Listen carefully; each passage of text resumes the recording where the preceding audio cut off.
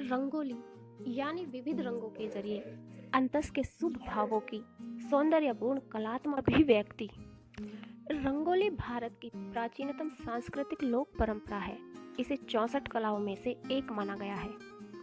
रंगोली को अल्पना के नाम से भी जाना जाता है। भाषाविदों के अनुसार अल्पना शब्द अलेपना से बना है। देशज भाषा में अलेपना का अर्थ है भूमि या भित्ति पर लेपन करना। सनातन भारतीय संस्कृति में जिस प्रकार विभिन्न उत्सवों का महत्व है, उसी प्रकार रंगोली का भी अपना विशेष महत्व है।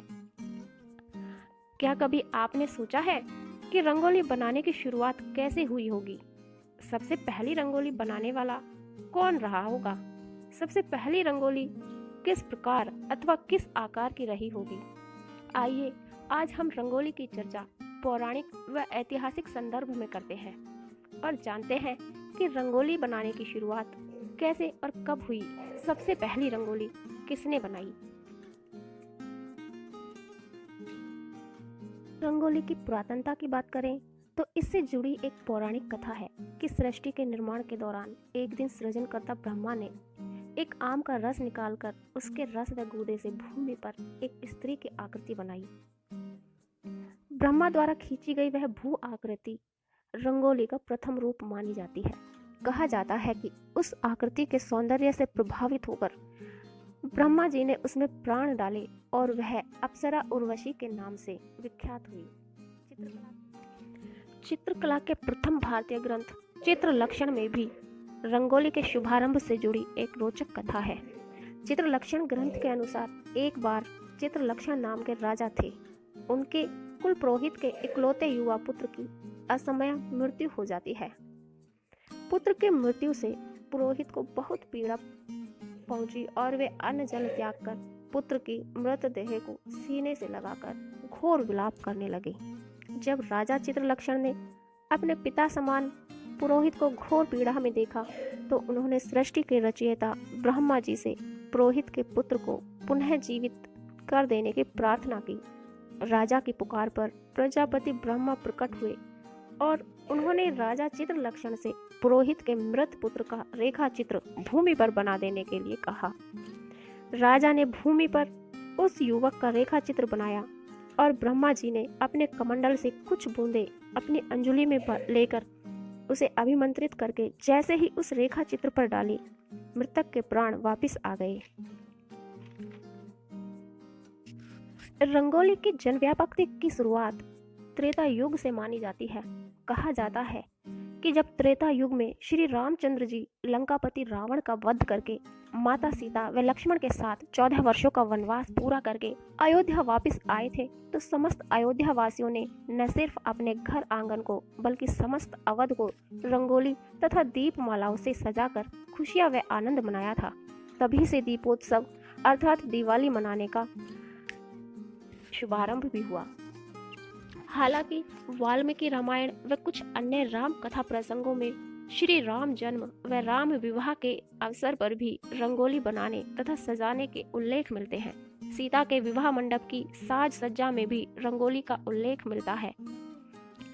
ये थी रंगोली की चर्चा पौराणिक संदर्भ में। आइए अब ऐतिहासिक संदर्भ में रंगोली की चर्चा करते हैं। ऐतिहासिक नजरिए से भारत में रंगोली का शुभारंभ मोहनजोदड़ो और हड़प्पा काल के सभ्यता से जुड़ा माना जाता है। इन दोनों सभ्यताओं में रंगोली के भित्ति चित्र कई स्थानों पर मिलते हैं। दक्षिण भारत के चोल शासकों के युग में भी रंगोली का खूब सांस्कृतिक विकास हुआ था। आइए अब ऐतिहासिक संदर्भ में रंगोली की चर्चा करते हैं। ऐतिहासिक नजरिए से भारत में रंगोली का शुभारंभ मोहनजोदड़ो और हड़प्पा सभ्यता से जुड़ा माना जाता है। इन दोनों सभ्यताओं में रंगोली के भित्ति चित्र कई स्थानों पर देखने को मिलते हैं। दक्षिण भारत के चोल शासकों के युग में भी रंगोली का खूब सांस्कृतिक विकास हुआ।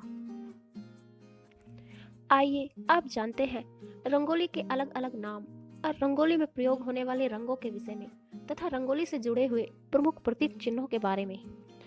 देश के अलग अलग राज्यों में रंगोली के नाम और उसकी शैली में भिन्नता जरूर है, लेकिन इसके अंकन के पीछे शुभत्व का मूल भाव एक ही होता है। पारंपरिक रूप में रंगोलियों को सूखे प्राकृतिक रंगों से बनाया जाता है। इसमें ज्यामितिक आकार तथा फिर शुभ प्रतीक चिन्ह व देवी देवताओं की आकृति अंकित की जाती है। रंगोली का मूल प्रयोजन सुमंगल का सृजन है। इन्हें प्रायः घर की महिलाएं बनाती हैं। रंगोली निर्माण के लिए प्रयोग में लाए जाने वाले पारंपरिक रंगों में पिसे हुए सूखे चावल, सूखा आटा, सिंदूर, रोली, हल्दी आदि का प्रयोग किया जाता है। हालांकि अब रंगोली में रासायनिक रंगों का भी प्रयोग होने लगा है। रंगोली को द्वार की दहरी, आंगन के केंद्र और उत्सव के लिए निश्चित स्थान के बीचों बीच में या चारों ओर बनाया जाता है। अब रंगोली बनाने में अक्षत, फूल तथा लकड़ी या किसी अन्य वस्तु के बुरादे का प्रयोग भी किया जाने लगा है। देश के अलग अलग हिस्सों में इसे अलग अलग नामों से जाना जाता है, जैसे राजस्थान में मांडना, बिहार में अरिपन, बंगाल में अल्पना, महाराष्ट्र में रंगोली, कर्नाटक में रंगवल्ली, तमिलनाडु में कोल्लम, उत्तराखंड में ऐपण, आंध्र प्रदेश में मुग्गुलू व हिमाचल में अद्रुपन। रंगोली से जुड़े हुए प्रमुख प्रतीक चिन्हों के बारे में बात करते हैं। रंगोली में अंकित हर प्रतीक अपना अलग महत्व रखता है। इनमें प्रमुख है स्वास्तिक। कोई भी शुभ काम करने से पहले स्वास्तिक का चिन्ह बनाया जाता है। इसकी 4 भुजाएं 4 आश्रमों ब्रह्मचर्य, गृहस्थ, वानप्रस्थ तथा संन्यास की प्रतीक मानी जाती है। रंगोली की दूसरी प्रमुख आकृति है ओम। यह शब्द संपूर्ण सृष्टि का मूल तत्व है। इसमें ब्रह्मा, विष्णु और महेश समाहित है। हर मंत्र का उच्चारण करने से पहले इस शब्द का उच्चारण किया जाता है। जिन 5 तत्वों से शरीर बना है, उन 5 तत्वों का प्रतीक है ओम। तीसरा प्रमुख अंकन है श्री। यह समृद्धि का द्योतक है। श्री का अर्थ है लक्ष्मी। लक्ष्मी की प्राप्ति के लिए ही श्री और शुभ लाभ अंकित किया जाता है, ताकि घर में हमेशा समृद्धि रहे। रंगोली में कलश का अंकन परिपूर्णता का प्रतीक है। शंख का चित्रण भी लोकप्रिय है। रंगोली के चित्रांकन में शंख की उपस्थिति नकारात्मकता को दूर करती है, तो कमल को देव पुष्प माना जाता है। गाय को हिंदू संस्कृति में मां समान माना गया है। इसीलिए रंगोली में गोपद अर्थात गाय के चरण की आकृति का अंकन भी किया जाता है। इसके अतिरिक्त अन्य प्रतीकों में मीन, हंस, मोर, तोते व चिड़िया आदि को संपूर्ण भारत की रंगोली की कला में देख सकते हैं। अवसर विशेष पर बनाई जाने वाली रंगोली में विभिन्न आकृतियां भी जुड़ जाती हैं। आइए अब रंगोली की महत्ता के बारे में जानते हैं। रंगोली बहुत ही महत्वपूर्ण है हमारे जीवन में। यूं तो हिंदू धर्म में पूजा व मंगल उत्सवों में रंगोली बनाना बहुत शुभ माना जाता है, किंतु इसका सर्वाधिक महत्व दिवाली के मौके पर होता है।